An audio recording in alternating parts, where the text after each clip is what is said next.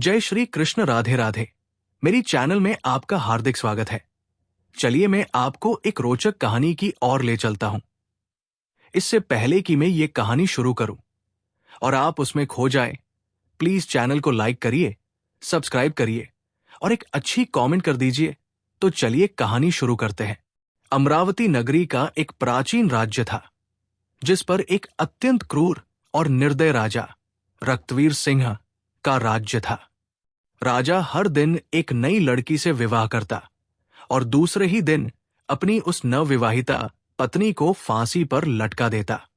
राजा के इन कठोर और क्रूर फैसलों से उसकी सारी प्रजा बहुत दुखी थी।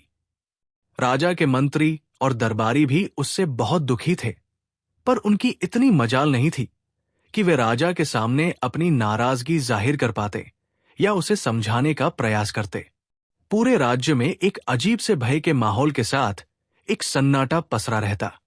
राज्य के लोग जानते थे कि राजा हर दिन एक नई लड़की से शादी करता है और अगली सुबह उसे मौत के घाट उतार देता है, पर ऐसा क्यों करता है, इसके पीछे का कारण कोई नहीं जानता था। राज्य के दक्षिणी छोर पर घने जंगलों के बीच एक बूढ़ा जादूगर अपनी बेटी सुन्यना के साथ रहता था। वो राजा के कृत्यों से भली भांति परिचित था, इसलिए समय रहते नगर को छोड़कर बाहर जंगल में रहने लगा। उसकी बेटी सुन्यना अत्यंत सुंदर, अक्लमंद और साफ हृदय वाली लड़की थी। वो अपने पिता के पास आने वाले हर व्यक्ति की मदद करती थी। अगर कोई बीमार आता तो वो औषधियां बनाकर उसे ठीक कर देती। अगर कोई दुखी आत्मा उसके पास आती तो वो अपनी बातों से उसे सुकून देती। एक दिन जब जादूगर को किसी कार्य से नगर जाना था तो सुन्यना भी जिद करके उस दिन अपने पिता के साथ चल पड़ी। जब दोनों नगर के प्रवेश द्वार पर पहुंचे तभी नगर से रोते बिलखते राजा को बद्दुआ देते लोग एक लड़की के शव को उठाए आ रहे थे। बूढ़े जादूगर ने उन्हें देखा तो उसे सारा माजरा समझते देर ना लगी। उसने तुरंत अपनी बेटी को वहां से चलने के लिए कहा, पर सुन्यना ने जब उन रोते बिलखते लोगों को देखा तो उसका हृदय द्रवित हो उठा। वो बोली, नहीं पिताजी, पहले मुझे ये जानना है कि ये लोग क्यों इतने दुखी हैं और क्यों ये राजा को भला बुरा कह रहे हैं। जादूगर के बहुत समझाने पर भी वो वहां से नहीं गई। कुछ लोगों से जब उसने इसका कारण पूछा तो लोगों ने उसे एक बार के लिए अजीब निगाह से देखा और बोले, क्या तुम्हें कुछ नहीं पता? सुन्यना के कहने पर उन लोगों ने अपनी पूरी पीड़ा भरी दास्तान उसके सामने कह सुनाई। सारी बात सुनकर सुन्यना एकदम सन्न रह गई। कुछ देर बाद उसने अपने होश संभाले और अपने पिता से बोली, पिताजी, मैं राजा के साथ विवाह करना चाहती हूं। बेटी के मुख से यह बात सुनकर जादूगर सख्ते में आ गया और बोला, बेटी, क्या तुम पागल हो गई हो जो ऐसी बात कह रही हो? तुमने अभी सुना ना कि राजा दूसरे ही दिन अपनी पत्नी की हत्या करवा देता है? सुन्यना बोली, पिताजी, मुझे अच्छे से पता है मैं क्या कह रही हूं। आप तो बस मुझे राजा के पास जाने की इजाजत दीजिए। अगर मैं अपनी बुद्धि, करुणा और सत्य के बल पर एक निर्दय व्यक्ति को बदल सकती हूं तो ये मेरे जीवन की सबसे बड़ी उपलब्धि होगी। वरना एक दिन मरना तो सभी को है और किसी की मृत्यु राजा के नहीं बल्कि उस ऊपर वाले के हाथ में है। बहुत कहने सुनने पर ना चाहते हुए भी जादूगर को अपनी बेटी की जिद के आगे झुकना पड़ा। उसने भारी हृदय के साथ अपनी बेटी को राजा के पास जाने की इजाजत दे दी। पिता से आज्ञा मिलने पर सुन्यना ने उन्हें प्रणाम किया और एक दृढ़ निश्चय के साथ राजा के महल की ओर चल पड़ी। आखिर क्यों राजा विवाह के एक दिन बाद ही अपनी नवविवाहिता पत्नी को फांसी पर लटका देता था? शुरू से राजा ऐसा क्रूर और निर्दय नहीं था। वह एक बड़ा ही नेक दिल और प्रजा को चाहने वाला राजा था। जब वो शादी के लायक हुआ तो उसके पिता राजा नरेश सिंह ने उसका विवाह रानी रूपलता के साथ कर दिया। रूपलता बिल्कुल अपने नाम की ही तरह अत्यंत सुंदर स्त्री थी। राजा रक्तवीर सिंह भी उसके रूप का कायल हो गया। वो दिलोजान से अपनी पत्नी को प्यार करने लगा। सब कुछ ठीक चल रहा था पर फिर एक दिन ऐसा हुआ कि राजा के पैरों तले से जमीन खिसक गई। एक दिन राजा कचहरी से सीधा रानीवास की तरफ चला गया। जब वो रानी के कक्ष में पहुंचा तो उसने देखा उसकी पत्नी रूपलता एक गुलाम के साथ इश्क लड़ा रही है। ये देखकर राजा रक्तवीर सिंह का संसार उजड़ गया। उसने तुरंत अपनी पत्नी और उस गुलाम को जिंदा एक दीवार में चुनवा दिया। रानी रूपलता की मृत्यु के उपरांत राजा एक गुमनामी के समुद्र में डूबता चला गया। उसने सबसे मिलना जुलना बंद कर दिया, कचहरी दरबार जाना छोड़ दिया और बस एक अंधेरे कमरे में ही खुद को बंद रखने लगा। राजा जब आंखें बंद करता तो उसे अपनी पत्नी और गुलाम का वह दृश्य याद आता। समय बीता पर वो दृश्य राजा भूल नहीं पा रहा था। बस वहीं से राजा के अंदर एक राक्षस ने जन्म ले लिया और वो प्रतिशोध की अग्नि में जलने लगा। राजा ने मंजे हुए चित्रकारों को बुलाकर रानी संग गुलाम का वह दृश्य ज्यों का त्यों बनवा लिया और उस तस्वीर को अपने शयन कक्ष में टांग दिया। अपनी पत्नी की बेवफाई से राजा इस कदर आहत हुआ कि उसे अब पूरी औरत जात ही बेवफा लगने लगी। उसके दिल में औरतों के प्रति ये नफरत की आग कभी कम ना हो, इसलिए उसने उस पल की वो तस्वीर बनवाकर अपने कमरे में लगवा ली। क्रोधाग्नि में अंधे राजा ने फैसला किया कि वो हर दिन एक नई स्त्री से विवाह करेगा और अगले दिन उसको मौत के घाट उतरवा देगा। शुरू शुरू में राजा के इस दर्दनाक फैसले को लेकर मंत्रियों ने उसे बहुत समझाया, पर राजा ने किसी की नहीं सुनी। तब से लेकर अब तक राजा निर्दयता और क्रूरता से भरा जीवन जी रहा था। इधर जादूगर की लड़की सुन्यना भी राजा के महल पहुंच गई। उसने महल के पहरेदार से कहा कि उसे राजा से मिलना है, वो उनकी पत्नी बनना चाहती है। ये सुनकर पहरेदार ने उसे अजीब निगाह से घूरा और चुपचाप उसका संदेश राजा तक पहुंचा दिया। राजा भी चक्कर में पड़ गया कि ऐसी कौन पागल लड़की है जो खुद मृत्यु को गले लगाना चाहती है। उसने सेवकों को उसे तुरंत उसके पास लाने का आदेश दिया। सिपाहियों के साथ आती सुन्यना को राजा ने देखा तो वो उसे देखता ही रह गया। उसने आज तक इतनी मासूम और सुंदर स्त्री नहीं देखी थी। उसे देखकर राजा के चेहरे पर खुशी की मुस्कान आ गई, पर जल्दी ही वो फिर से मायूस हो गया। राजा ने सुन्यना से पूछा, क्या सोचकर तुम यहां आए हो? क्या तुम्हें पता नहीं कि मुझसे शादी करने का मतलब मौत को गले लगाना है? सुन्यना दृढ़ निश्चय के साथ राजा की आंखों में देखती हुई बोली, हे राजा, मुझे आपके बारे में सब मालूम है। सब कुछ जानकर ही मैंने आपसे शादी करने का फैसला किया है। राजा रक्तवीर सिंह हैरान होते हुए बोला, ठीक है, अगर तुम सब जानती हो और तुम्हारा यही फैसला है तो मुझे कोई ऐतराज नहीं। शादी की तैयारी करो, हम कल ही तुमसे विवाह करेंगे। राजा और जादूगर की लड़की का विवाह हो जाता है। जादूगर की बेटी सुन्यना एक रानी और राजा की पत्नी बन जाती है। रात में सुन्यना 16 श्रृंगार कर सुहाग सेज पर बैठकर राजा का इंतजार करती है। जब राजा रक्तवीर सिंह अपने कमरे में आया और दुल्हन के रूप में सजी हुई जादूगर की बेटी को देखा तो वो उसकी खूबसूरती का कायल हो गया। पर तभी उसका ध्यान दीवार पर लगी उसकी पत्नी की तस्वीर की तरफ चला गया।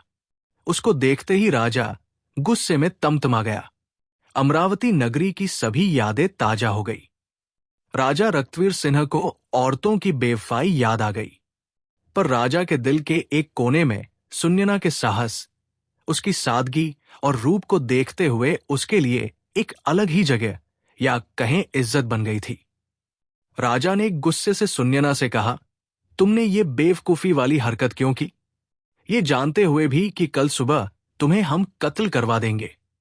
नवविवाहिता रानी बड़े ही शिष्टाचार और आदर के साथ बोली, मेरे स्वामी, ये फैसला तो उस ऊपर वाले ने किया है और उसका फैसला मुझे हर हाल में मंजूर है। राजा बोला, सुबह तुम्हारे साथ क्या होगा ये जानते हुए भी? रानी सुन्यना बोली, महाराज, मैं अच्छी तरह जानती हूं कि सुबह होते ही आप मुझे मरवा देंगे, लेकिन उससे पहले मेरे पास आज की पूरी रात है और मोहब्बत की खुशी को लंबाई से नहीं नापा जाता, बल्कि उसकी गहराई देखी जाती है। राजा बोला, तुम्हारी इन दिल फरे बातों का मेरे ऊपर कोई असर नहीं पड़ने वाला। रानी सुनयना बड़े स्नेह और मर्यादा के साथ बोली, हे स्वामी, मैं एक रात के लिए ही सही पर आपकी पत्नी तो हूं। इस नाते इस रात पर मेरा पूरा हक है। सुबह जो आपको करना है आप कर लीजिए, पर अभी के लिए अपने इस गुस्से को त्याग दीजिए और थोड़े शांत हो जाएं। रानी सुनयना की बात सुनकर राजा का क्रोध ठंडा पड़ जाता है और वो आराम से कमरे में रखी एक कुर्सी पर बैठ जाता है। रानी सुनयना बोली, महाराज, आज की रात आपका दिल बहलाने के लिए मैं आपको क्या सुनाऊं? कोई किस्सा सुनाऊं, कोई शेरो शायरी सुनाऊं या फिर कोई गाना सुनाऊं? राजा बोला, तुम मेरी एक रात की पत्नी हो और इस रात पर तुम्हारा पूरा हक है। चलो तुम कोई किस्सा सुना दो। रानी बड़े अदब से राजा को जी महाराज कहते हुए एक किस्सा सुनाना शुरू कर देती है। एक व्यापारी था, उसकी बीवी, एक जवान बेटी और 2 छोटे बेटे थे। बेटी जवान होने के कारण व्यापारी को दिन रात उसके विवाह की चिंता खाई जा रही थी। वो पैसे जोड़कर धूमधाम से अपनी बेटी का विवाह करना चाहता था। एक बार उसे व्यापार के लिए परदेश जाना था। सफर लंबा था। वो अपने घरवालों से कुछ दिन में आने की कहकर चला जाता है। जाते हुए उसकी बेटी उसे खजूर देती है और कहती है, बाबा, सफर लंबा है, भूख लगे तो रास्ते में खा लेना। बेटी के दिए खजूर को लेकर व्यापारी परदेश के लिए निकल पड़ता है। लंबा रास्ता और तेज धूप के कारण वो चलते चलते थक जाता है। तभी उसे रास्ते में एक कुआं नजर आता है। सोचा, क्यों ना थोड़ी देर यही सुस्ता लूं, आराम से बैठकर खजूर खा लूंगा और शीतल जल ग्रहण कर लूंगा, फिर आराम से परदेश के लिए निकलूंगा। इसी सोच के साथ वो कुएं के किनारे बैठकर आराम से खजूर खाने लग जाता है। खजूर खाते खाते उसके हाथ से एक खजूर कुएं में गिर जाता है। खजूर जैसे ही पानी में गिरता है, कुएं का बिल्कुल साफ और निर्मल पानी एकदम से खून में बदल जाता है और तभी कुएं के अंदर से गुस्से से भरा एक दैत्य निकल कर आता है। राक्षस की आंखें लाल थी और उसके हाथों में धारदार तलवार थी। ये सब देख व्यापारी की सिट्टी पिट्टी गुम हो जाती है। मारे भय के वो थरथर कांपने लगता है। दैत्य गुस्से से उस व्यापारी से कहता है, मैं तुम्हें छोड़ूंगा नहीं, अपनी तलवार से तुम्हारे टुकड़े टुकड़े कर दूंगा। व्यापारी पहले ही डरा हुआ था। ये बात सुनकर वो भय से कांपने लग जाता है और कहता है, हे दैत्य, मैंने तुम्हारा क्या बिगाड़ा है? तुम मुझे क्यों मारना चाहते हो? दैत्य बोला, आदमी, तुमने जो खजूर कुएं में फेंका वो मेरे मासूम बच्चे की हलक में जाकर फंस गया, जिससे उसकी मृत्यु हो गई। व्यापारी बोला, माफ करे दैत्यराज, मुझे आपका बेटा कहीं नजर नहीं आया और वो खजूर मुझसे गलती से कुएं में गिर गया।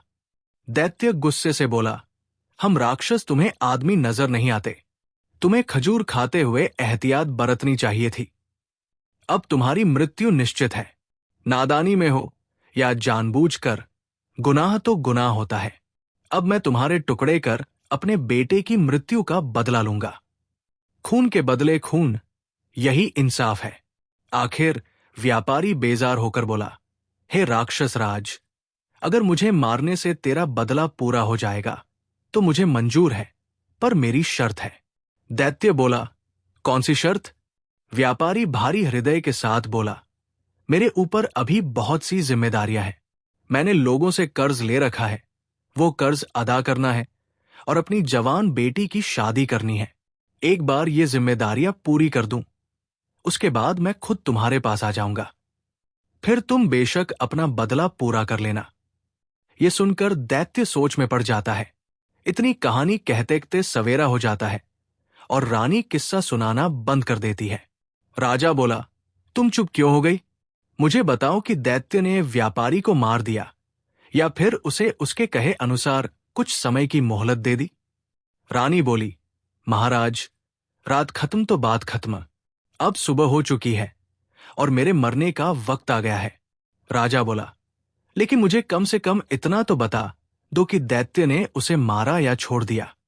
रानी बोली, हे राजा, कहानी बहुत लंबी है, पूरी बताने के लिए वक्त की जरूरत है और अब वक्त खत्म हो चुका है, ये सुन राजा सोच में पड़ जाता है।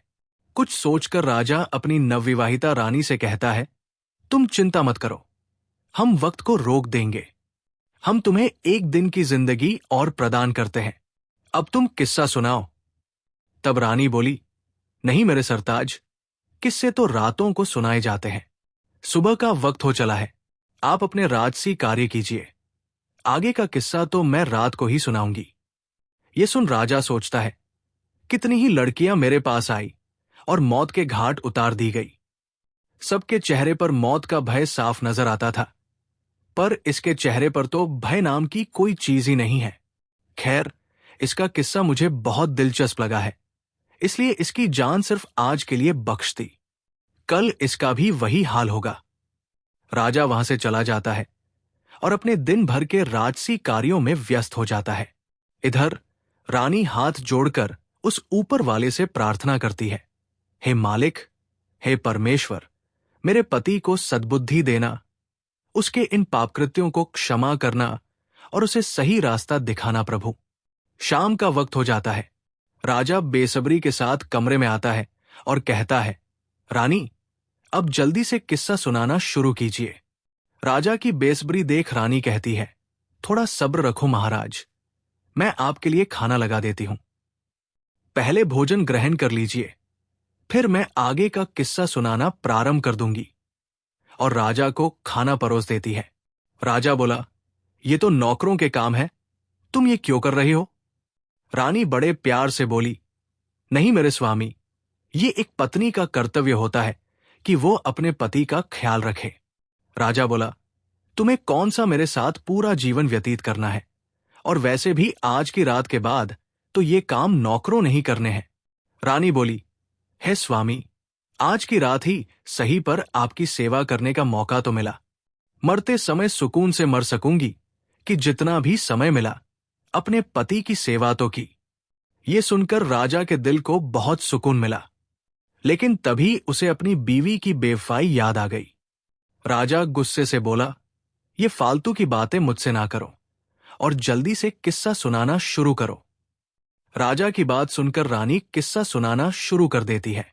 व्यापारी की बात सुनकर थोड़ी देर विचार कर दैत्य बोला, अगर मैं तुम्हें कुछ समय की मोहलत दे दूं तो क्या गारंटी है कि तुम वापस आओगे? व्यापारी बोला, हे राक्षस राज, उस ऊपर वाले की कसम खाकर कहता हूं कि मैं अपने कामों को अंजाम देकर यहां जरूर आऊंगा और खुद को तुम्हारे हवाले कर दूंगा। मेरा विश्वास करो। दैत्य बोला, ठीक है, मैं तुम्हें 40 दिन की मोहलत देता हूं। व्यापारी दैत्य का शुक्रिया करते हुए अपने घर की तरफ चल देता है। कुछ दिन के सफर के बाद वो अपने घर पहुंच जाता है। व्यापारी को घर आया देख उसके बीवी बच्चे खुश हो जाते हैं। उसकी पत्नी कहती है, स्वामी, आप थक गए होंगे, हाथ मुंह धो ले, मैं अभी आपके लिए खाना लगाती हूं। इस बार पता नहीं क्यों मेरा दिल बहुत घबरा रहा था। शुक्र है उस ऊपर वाले का, आप सही सलामत घर आ गए। बीवी के मुख से ये बातें सुन अंदर ही अंदर व्यापारी का हृदय पीड़ा से तड़प उठा। उसने सोचा, जब हमेशा के लिए जाऊंगा तो मेरे बीवी बच्चों का क्या होगा? व्यापारी ने कागज के अंदर अपनी जिंदगी के बचे हुए दिन लिखे होते हैं। धीरे धीरे समय निकलता जा रहा था और व्यापारी के जिंदगी के दिन भी। उसने अपनी बेटी के लिए योग्य रिश्ता देख उसकी शादी कर उसे विदा कर दिया। खुशी के साथ साथ व्यापारी अंदर से दुखी भी था, क्योंकि आज उसकी अंतिम रात थी। कल का दिन तुम्हारा आखिरी दिन है। कल वो दैत्य तुम्हारे टुकड़े टुकड़े कर देगा। व्यापारी बिस्तर में पड़ा पड़ा यही सब सोच रहा था। नींद उसकी आंखों से कोसों दूर थी। उसे रह रहकर ये बात खाई जा रही थी कि उसके मरने के बाद उसकी बीवी और बच्चों का क्या होगा। दुखी हृदय के साथ व्यापारी उठकर बैठ जाता है और सिसक सिसक कर रोने लगता है। उसके रोने की आवाज सुन उसकी पत्नी भी उठ जाती है। व्यापारी को ऐसे रोता देख वो घबराकर उससे पूछती है, क्या हुआ स्वामी, आप रो क्यों रहे हो? व्यापारी पहले तो बात को टालने की कोशिश करता है, पर जब उसकी पत्नी ने ज्यादा जोर देकर पूछा तो वो टूट जाता है और सारा किस्सा अपनी पत्नी को रोते रोते कह सुनाता है। सारी बात सुनकर व्यापारी की पत्नी का कलेजा मुंह को आ जाता है। वो तड़प उठती है और कहती है, स्वामी, आपकी जगह पर मैं उस दैत्य के पास जाऊंगी। मुझे चाहे कुछ भी हो जाए, चाहे वो दैत्य बेशक मेरी जान ही ले ले, पर मैं आपको कुछ भी नहीं होने दूंगी। राजा किस्से के बीच में ही बोल पड़ता है, वाह, क्या औरत है! ऐसी औरत भी दुनिया में होती है। ऐसी नेक और वफादार बीवी की दहलीज पर तो फरिश्ते भी अपना सिर झुकाते। रानी बोली, बिल्कुल ठीक कहा महाराज। कुछ बदकिस्मत औरतें होती हैं, जिनकी वजह से सभी औरतों पर उंगली उठाई जाती है और सबको एक जैसा समझा जाता है। ये सुनकर राजा सोच में पड़ जाता है। रानी आगे का किस्सा सुनाना शुरू कर देती है। व्यापारी अपनी पत्नी को समझाता है और कहता है, ऐसी बात मत करो प्रिय। मेरे होते हुए अगर तुम्हें कुछ हो जाए तो धिक्कार है मेरे ऊपर। तुमने ये कह भी कैसे दिया कि तुम मेरी जगह उस राक्षस के पास चली जाओगी? गलती तो मुझसे हुई है और इस गलती की सजा तो मुझे ही भोगनी पड़ेगी। तुम मेरे बच्चों का ख्याल रखना, उन्हें मेरी कमी कभी महसूस मत होने देना। व्यापारी अपनी पत्नी को खूब समझाता है। ऐसे ही बातों बातों में रात निकल जाती है और सुबह हो जाती है। व्यापारी भारी हृदय के साथ अपने छोटे बच्चों और बीवी को गले लगाकर उनसे विदाई ले सफर के लिए चल पड़ता है। लंबा रास्ता तय कर वो उसी जगह पहुंच जाता है जहां उसे वो दैत्य मिला था। व्यापारी दैत्य को आवाज देता है, हे राक्षस राज, मैं तुम्हारे पास आ गया हूं। मेरे 40 दिन पूरे हो गए हैं। आओ और मेरी जान लेकर अपना बदला पूरा कर लो। व्यापारी की बात सुनकर दैत्य बाहर आता है और व्यापारी से कहता है, तुम बहुत बहादुर हो जो इस तरह खुद मेरे पास मौत के मुंह में आ गए। लेकिन आदमी, मैं तुम्हें मारूंगा नहीं, क्योंकि मैं तुम्हें माफ कर चुका हूं। दैत्य आगे कहता है, जब तुमने मुझसे समय मांगा था तब मुझे तुम्हारे ऊपर यकीन नहीं था, इसलिए उसी दिन से मैं तुम्हारा पीछा कर रहा था। तुमने जो कुछ कहा था वो बिल्कुल सत्य था। अब जाओ और अपने बीवी बच्चों को संभालो, तुम्हारे बिना उनका रो रो कर बुरा हाल है। दैत्य के मुख से ये बातें सुनकर व्यापारी की खुशी का ठिकाना नहीं रहा। उसने उस दैत्य का हाथ जोड़कर शुक्रिया किया। किस्सा जब समाप्त हुआ तब तक राजा पूरी तरह भावुक हो चुका था। वो अब रानी की तरफ प्यार भरी नजरों से देख रहा था। रानी बोली, हे महाराज, सभी औरतें बिल्कुल भी एक जैसी नहीं होती, और जब तक आप उस तस्वीर को अपने कमरे से नहीं हटा देंगे तब तक आपकी पीड़ा कभी कम नहीं होगी और आप हर औरत को बच्चलन ही समझेंगे। इतना सुनकर राजा अपनी बेवफा पत्नी की वो तस्वीर फाड़कर उसे नष्ट कर देता है और रानी के हाथों को अपने हाथ में लेकर कहता है, हे रानी, आज तुमने मेरा हृदय परिवर्तित कर दिया। मुझ पापी से पता नहीं कितने पाप हुए हैं। हे रानी, तुम धन्य हो, आज तुमने मेरी आंखें खोल दी। रानी बोली, हे महाराज, आप मुझे मारना चाहें तो बेशक मार दें, लेकिन मेरी एक शर्त है कि आप मुझे सिपाहियों के हाथों से नहीं बल्कि खुद अपने हाथों से मारें। मुझे ये बिल्कुल भी गवारा नहीं कि मुझे कोई सिपाही हाथ लगाए। आपके हाथों से मरूंगी तो मेरी रूह को सुकून मिलेगा। राजा बोला, नहीं मेरी रानी, मैं तुम्हें कुछ नहीं करूंगा। मेरा खोखला भ्रम तोड़कर एक जिल्लत भरी जिंदगी से बाहर निकालने वाली देवी हो तुम। हे मेरी प्रिया, मैं हमेशा तुम्हें अपनी पलकों पर बिठा कर रखूंगा।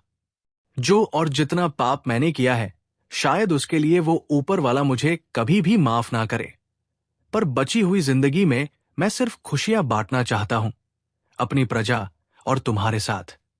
उधर जब जादूगर को ये बात पता चली कि उसकी बेटी बिल्कुल सही सलामत ही नहीं बल्कि राजा की आंख खोलने वाली उसकी हितैषी रानी बन गई है और राजा अब एक नेक इंसान बन गया है, तो उसकी भी खुशी का कोई ठिकाना नहीं रहा। राजा रक्तवीर सिंह रानी सुनयना के साथ एक हंसी खुशी जीवन व्यतीत करता है। ये कहानी का निष्कर्ष यह है कि व्यापारी ने अपनी गलती की सजा स्वीकार की, लेकिन उसकी पत्नी और बेटी की निष्ठा और प्रेम ने उसे अंततः एक नई राह दिखाई। राक्षस ने उसकी ईमानदारी और समर्पण को देखकर उसे माफ कर दिया और वो घर लौटने में सफल हुआ। राजा ने रानी की समझदारी और बलिदान को समझा और अपनी पुरानी पीड़ा से मुक्ति पाई। आपको ये कहानी कैसी लगी जरूर बताइए। कहानी पसंद आई हो तो वीडियो को लाइक करके चैनल को सब्सक्राइब जरूर करें। धन्यवाद। जय श्री कृष्ण। आपका दिन शुभ रहे।